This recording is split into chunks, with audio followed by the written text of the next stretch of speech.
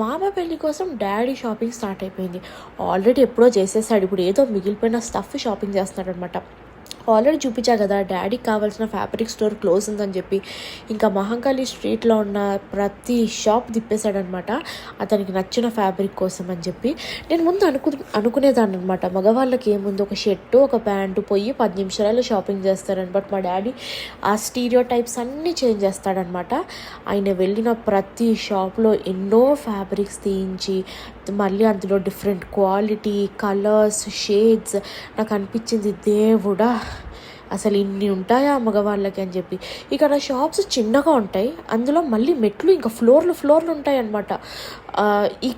ఈ వెళ్ళిన షాప్లో అయితే అసలు కింద మనుషులే లేరు, ఎవ్వరు లేరు కదా అనుకొని మీదికి వెళ్తే ఇంతమంది ఉన్నారనమాట.